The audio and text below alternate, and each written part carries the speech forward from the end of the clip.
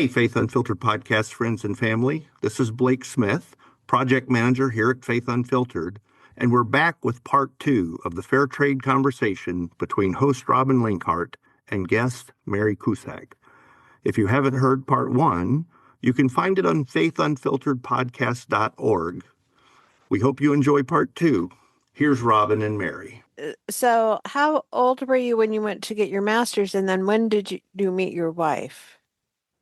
Okay, I got my master's when I was in 1993. So I was 34. I worked in the residence for a while. And then I got the master's, and then I didn't meet my wife until years later in my mid-40s. I had different girlfriends. I had some relationships, but I met my wife in my mid-40s, which was another big change for me. But my father got sick. I was living with my father. I think I told you. My father got sick. He had a heart attack. He passed away. And then for some reason after that, this was my late 30s, I started not feeling that close to God anymore, or to the church, or I was getting sick of the things that I was hearing. And I thought either I'm a sinner or I'm not a sinner. So I just stopped going completely. Then by my early 40s, 9/11 happened. And so 9/11 came, and I started going back and making visits in churches, like when they were open and praying. I passed by, for a very short time, I was a Presbyterian, actually. I went by this church called United Church of Bay Ridge, and I looked in, and they had these pamphlets. They were little booklets called Unity Prayer. I don't know if you've ever heard of them, but I used to get them, and I'd pray every morning with them. They were like these daily, the daily word they were called, from Unity. And I saw a whole bunch of those in what I came to learn, the narthex of the church when I went by. And I went in and asked what they thought of gay people there. And she said, "Oh, I think the minister is fine with that," and whatever. So I ended up going there for a little while, and I got pretty involved there. I was an elder, and actually I was what were they called? The clerk of session. I mean, I thought it was just taking notes, but it was a little more than that. So I was an ordained elder, and I was in that church for about 3 years. And then a big thing happened there that had to do with like a lot of the polity that went on, and a lot of people were mad at the minister for something, and it caused a big split. So anyway, I won't go into all of that, but I did go back to the Catholic Church because there was one in the neighborhood that accepted gay people. There was somebody who lived across the street from me, this gay couple. They had kids, they baptized their kids there. And I thought, oh, I really missed communion. You were talking about, me, and I have to say, like, I think people know this, but being Catholic, one of the deepest, most meaningful things, mystical things for a Catholic is communion, receiving the Eucharist. And the Catholics believe in what's called transubstantiation, where they believe that what we call the emblems, the body, the bread and wine, that they are mystically changed into Christ's very presence.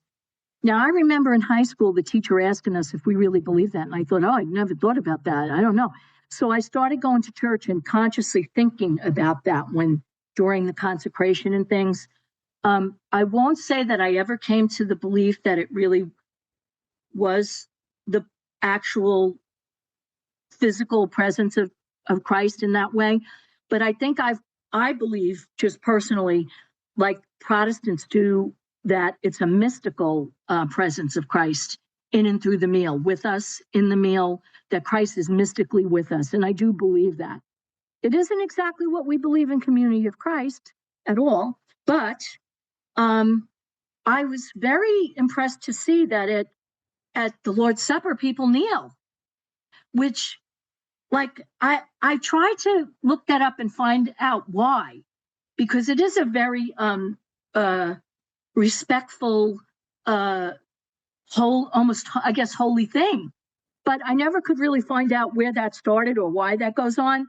But I also feel like Community of Christ is big enough to be able to wrap me in the faith and let me have my own private outlook on the sanctity of the meal. And so I keep that. If other people have a different way of seeing it or doing it, that's great. But I hold it in my heart the way I feel. So it's still very, when I was first at my first Holy Communion, my mother taught me that when I came back from communion, when we kneel down, to put my hands over my face like that, like kind of covering my face. That is not a Catholic thing at all. Nobody else does it. My mother did it.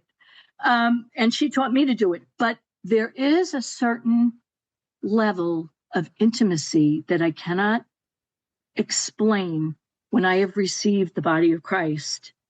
And I'm in that state. And it's the holiest thing that I experience.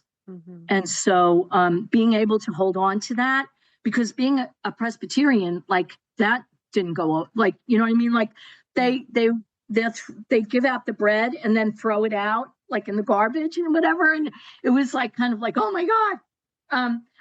They made me like a communion bishop, they called it. And I would try to eat the communion because, all right, now I'm not like that anymore. But I was raised that it's sanctified, the bread. And so that you're never supposed to throw it out or anything. It has to be consumed. Like that's a very Catholic thing. I've kind of let go of that now, but that's how significant that is for me still. Anyway, let's see. So now tell us the story of how you found Community of Christ. Okay. So I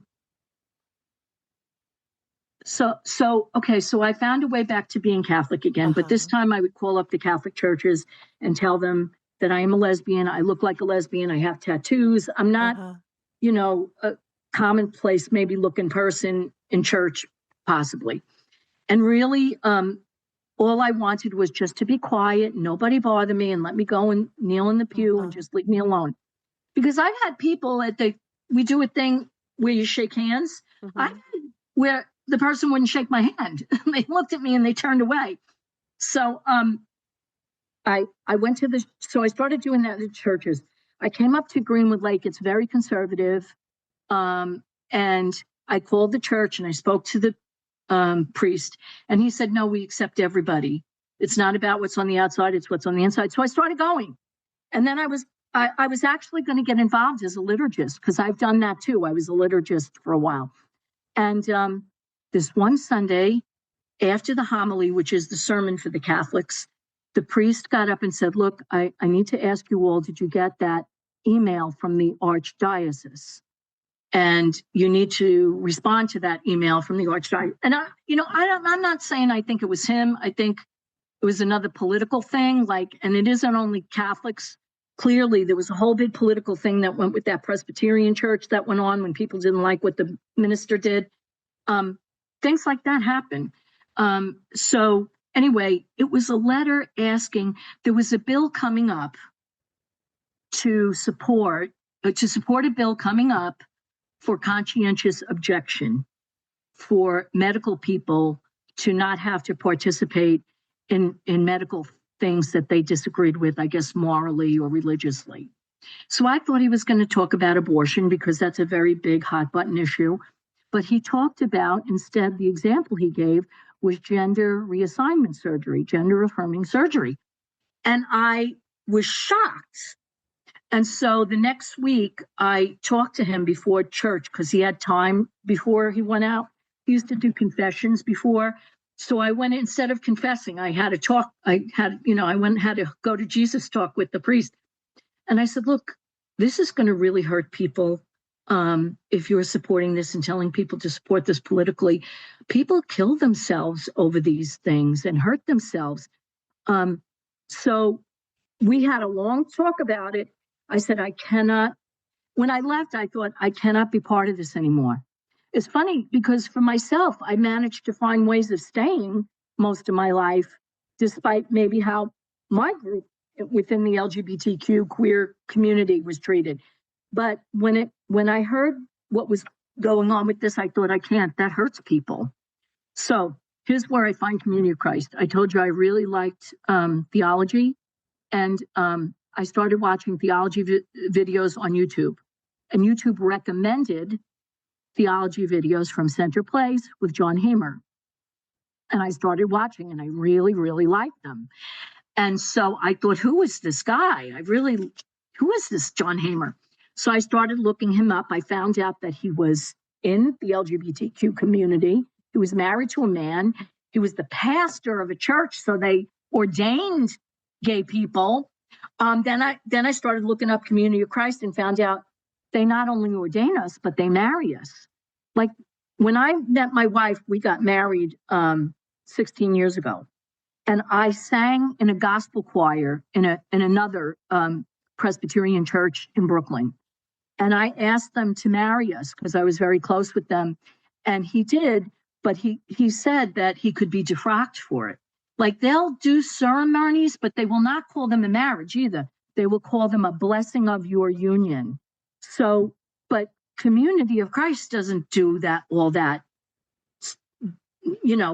side talk, that they marry us. So I thought, oh, what is this church? So I started looking up all these things, and I found out, like, I believe in the Trinity, and that's really important to me. And Community of Christ was a Trinitarian church. Now, my wife actually grew up, okay, ready for this? LDS. She left as a young adult, and then I found out Community of Christ was connected early on with LDS, as we were called, the Reorganized Church of Latter-day Saints. And so I started to pursue this. My wife was like, are you sure this is okay? I guess she was concerned that it would be like a weird sect or something like that.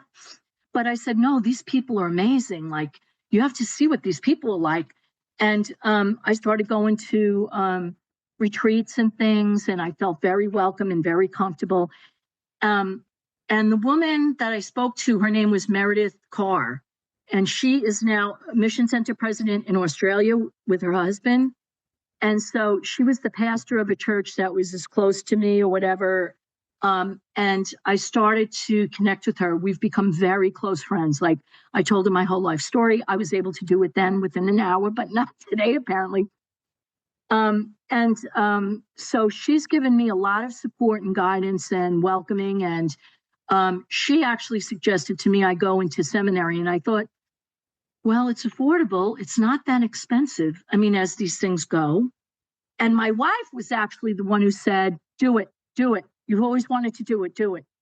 And not only that, but Community of Christ was very supportive of me. I was able to apply for and get 2 grants to pay for 2 different semesters in the program. And I was also able to submit like my airplane tickets and my books, which I didn't order new books. I would go on eBay, but here's the thing. If you go on eBay, get only very good. Don't get good or acceptable, only very good. But they would reimburse me for all these things. And I got to study scripture like I had always wanted to my whole life. Wow, what an amazing, amazing experience. And during the process, and my wife tells me mind my own business a lot. My wife came to a reunion and decided herself that she wanted to join Community of Christ because it was like a bridge between the beautiful good things that she had experienced growing up and who she became now. Mm-hmm. So that also led to that as well. So that's how I found Community of Christ. And I go to a church, a congregation called Norwalk. That's probably the closest one. I really like going into a church building and sitting with with the windows, with the light coming in and the smell of the wood. I just love all that stuff. I still love all that ambiance. Yeah. That's beautiful. I love that story. So what have some of the challenges been for you as you've lived into this new faith tradition, Community of Christ?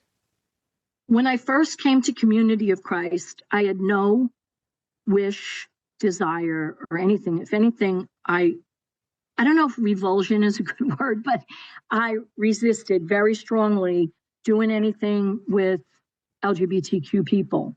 All I wanted was to come to church, be accepted, be left alone, and just pray and love God and be like everybody else, just like I had my whole life, be like everybody else, right? Then as I was in seminary, I'm writing papers about things and like thinking deeply about life and about myself and my life and things. And it was an unmistakable call for me to say, no, with your life, with what you've been through, you really need and want to be like the woman at the well. Like when the woman at the well came out, she had all these things that went on in her life and she met Christ and he was able to say all these things to her. And the first thing she wanted to do was run back to the town where everybody probably looked at her in disgrace and tell everybody, this guy could tell me everything I ever did. Like I felt like now that I knew about this church that saw people and the worth of all people and that all were called and that that were supportive and really cared.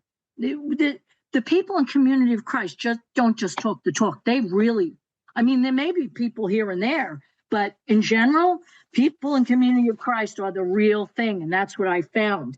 The fact that they care about unity and diversity, and even continuing revelation. I mean, I think the church has really struggled sometimes with making decisions that maybe they felt came from the Holy Spirit and God and went ahead with them anyway and had people leave, like in protest. So they put their money where their mouth is, in a sense, right? Where they, if that's what's believed, that's what they're going to do. Now, I know that there are certain congregations that may be more conservative and may not necessarily, but overall, the church as a whole, overall, what they proclaim is inclusivity, is the blessings of community, and they really mean it. So I thought, well, there's got to be other people out there like me that would benefit from hearing about Community of Christ. And that sort of over time. So that was like a struggle for me at first, though, because I didn't want to. Even when I was a school psychologist, I really wouldn't take on kids that were gay because I didn't want anybody to ever think I was influencing them. I didn't want to be out there, but now I feel like this calling, and nothing's holding me back. Now that I'm doing it, I'm out there doing it. So even me sitting here talking to you publicly, telling you my whole story and about being LGBTQ, being queer, I mean, that's a big thing. I'm actually an introvert, but being in Community of Christ, something's happened to me that has brought me beyond that. So I guess that was a struggle, was going to being out and talking out, but I want to. I feel it's in me to do that. Yeah, I can hear it's a deep sense of call. It's connected with this you fell in love with God thing. I mean, at the core of who you are, God has always lived in the center of you, even when you like quit going to church or something. Was there anything, Mary, that you felt like you had to give up or change when you came to Community of Christ that was difficult? I would say just I do miss going to Mass sometimes. I do miss some of that, like the way it's all set up. It's a little more, I wouldn't say high church, but a little more than what we do. I do miss, I do see communion as the most reverential aspect of my life, where I really literally connect with God. But again, I can still do that and be in Community of Christ. But not everybody holds that, and I respect that and everything. But I guess some of that, I told you it was like a culture. It wasn't just a religion, but it was my whole culture being Catholic. And I've noticed even in Community of Christ, to some degree, that's true in Community of Christ. I see these kids that have gone to camps their whole life and know all the songs and know all the what do they do at the camps where they like do all the motions where they act out different things, and there's a real sort of culture to our beliefs and stuff. So maybe that I might say that. I would say, Uh-huh.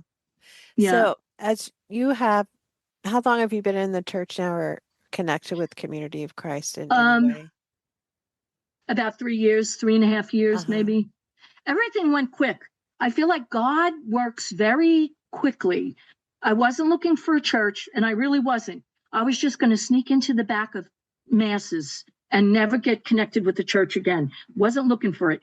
All of a sudden, I found this place. I contacted people, and it moved like unbelievable. And next thing I know, I'm in seminary, and next thing I know, my wife is wanting to convert. I didn't have any control of any of those things. And even since I've been in, there's another male couple that have come in that have very similar background stories to Uh-huh. Miriam and I, Uh-huh. and they're very involved now too. And so things have, and also like I've been asked to be on the podcast for Brood Awakenings. Uh-huh. I also have been working with in my mission center to do a Zoom meeting once a month on LGBTQ queer Christian stuff. And we're going to kind of roll that out in May. That I didn't see that coming.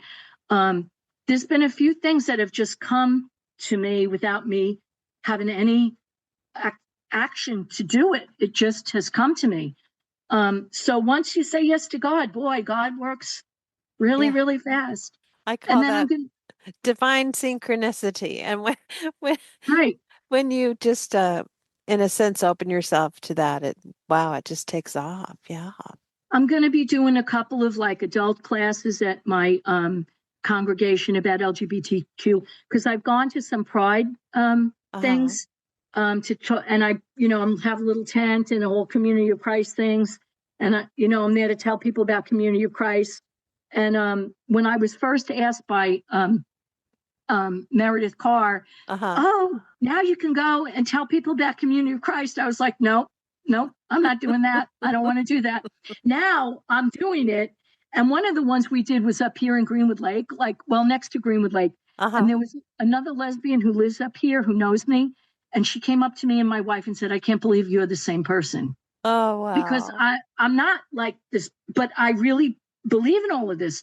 So, but it also occurred to me that some of the people that came up to the tent may not be traditional looking people. And I thought maybe it would help to try and have a dialogue in my congregation about what is it? What are LGBTQ people? Could we tell some stories about different people, especially with trans people? I have a nephew who's trans and a niece, but I can't say that I know what that life experience is. There were people that came up to my tent that were wearing dresses and had beards. You know what I mean? That's great. I'm totally, but sometimes the people that may be called to come may be very different than what you imagine or expect. So I'm trying to do some of that too.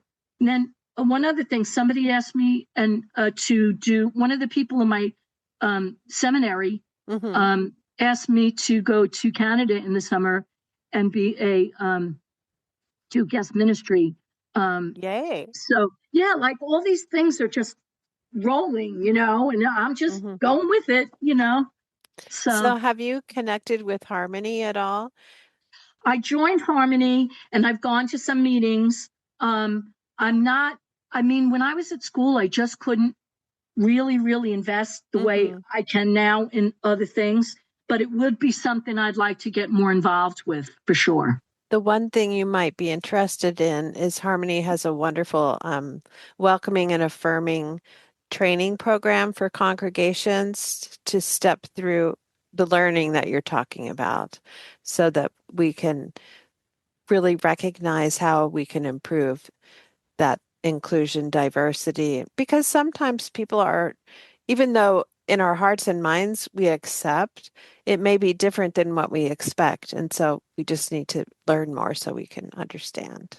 Yeah, I agree. Okay, so you are walking with a lot of people like church members and friends that are saying, I can't believe you're the same person, and other seekers or I would say like spiritual seekers that you're probably meeting at the booth that have the sense of longing and connection with God, but may feel like, they're not good enough or they don't fit in, just like you felt when you were younger. What do you see people looking for in their church or their faith experience? What connects for them in meaningful ways? And maybe even as they choose to journey with Community of Christ or spend time with Community of Christ. Do you sense any big life questions out there in the current population? Well, honestly, so far going out there and going to Pride events and things like that, I've had not a lot of people want to, at this point, I haven't met anyway, have been saying that. But a couple of people said that they did grow up and they missed having a church connection and support from a church. And because Community of Christ doesn't just tolerate us, they celebrate us. Mm-hmm. Like I feel celebrated in who I am fully as how God made me in Community of Christ. And I think that that's a really important thing that people are looking for, that they're not just accepted, but they're said, you are fearfully and wonderfully made, just who you are, the way God made you. And God has given you gifts through this. Just like I was looking for where is God with the AIDS crisis and I found it in the people. It's the same thing. It's like God is within you, and how does God manifest through you? If you're spending all your time thinking you're not good enough, or you're getting messages that what you are and who you are is sinful, of course you're going to feel like crap about yourself and maybe act out in really unhealthy ways that hurt you. So I think that's something Community of Christ offers. I think healing and calling people to follow their own path. Where's God leading you? I never in a million years would have thought all those years of feeling alone and by myself and like horrible would be put to use. I said a sermon Sunday, and I was saying that God repurposes everything and uses everything and everybody, even things or people we would never in a million years, like Moses, right, who murdered somebody, became really, really important in God's plans. So I think that Community of Christ supports those things and are like 11 for us. Mm-hmm. And it doesn't have to be LGBTQ or queer. Queer can mean you just don't fit in anywhere, like just people that are like marginalized. I think our church opens its arms to those people. I just think getting the word out is like really, and then let God take it from there, but. Yeah. So what are your hopes for a Community of Christ? Oh. I know this sounds selfish because I know people don't, people I've talked to are like, it's not about getting people in the seats.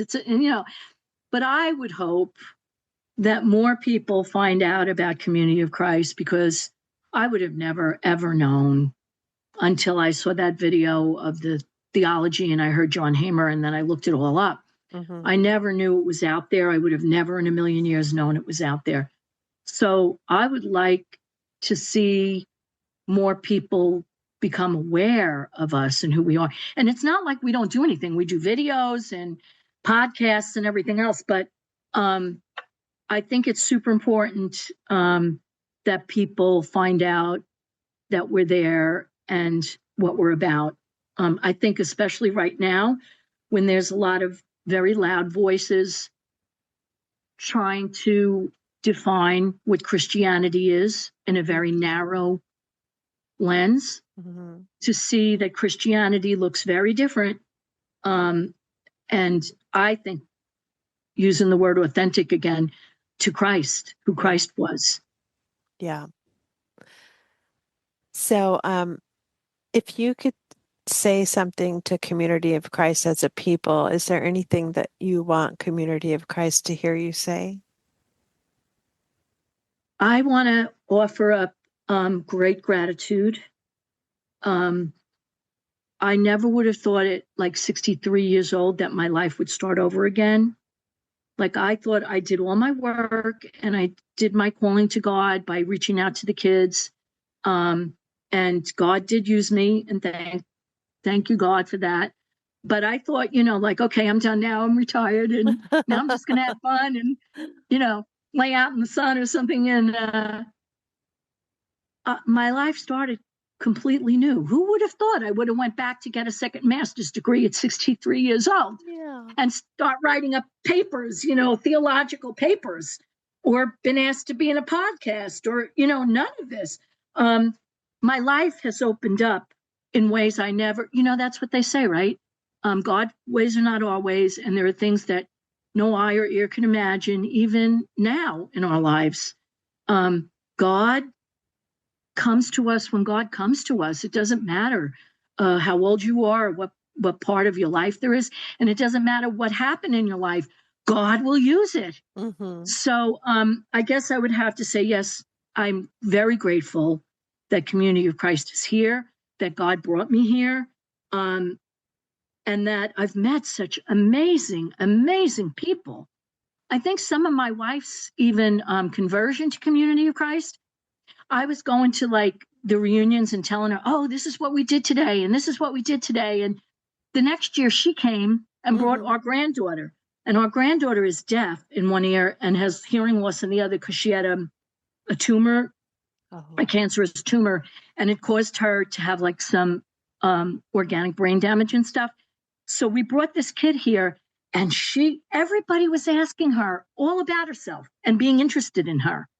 And the kid loved it, and she could go all around the place. And my wife watched like people, like I said, being Community of Christ. If you know what I'm trying to say. Yes. And that it was real. It was a real thing. And I think a big part of her wasn't just getting called to Christ himself, but getting called through the presence of Christ in the people she experienced at Community of Christ. So I would have to say I am very grateful, and I thank the people at Community of Christ and our faith. I'm so grateful. I never was looking for it. It wasn't something I thought I wanted anymore. And it's turned completely around for me. My whole life has turned completely around. Well, I can say without a doubt that your presence has already abundantly blessed Community of Christ to overflow. And I'm so excited to see what comes next because it's just beginning. So, Mary, is there anything I haven't asked you about today that you're just dying to share? I will add for the end that I did come out to my parents. They did not reject me. My father was fine. I was shocked. I had a blue collar kind of a tough father, and he was very warm and loving to me. My mother wasn't so thrilled at all, but she kind of gritted her teeth and she still loved me anyway. So I wanted to add that in, that I still had, that I was able to come out and not be rejected. And that people overall have been better than I would have assumed they would have been with that. So that's the only thing I wanted to add in. I love that. That's a beautiful way to bring it to a close. Well, thank you so very much for being with us today, Mary. It's been a total joy and honor for me to just spend time with you and to hear your story. Thank you. Thank you very much. I'm as I said, I'm really honored that you even asked me. Thank you. And a very special thanks to all our listeners for spending a portion of your day with us. If you would like to hear more from courageous people willing to share the candid stories of their faith journey and what brought them to Community of Christ, check out our Fair Trade series on faithunfilteredpodcast.org, or you can click on the link that's listed in today's show notes, which will take you right there to all of our Fair Trade episodes. This is your host, Robin Linkhart, and you are listening to Faith Unfiltered Podcast. Go out and make the world a better place. Take good care. Bye-bye.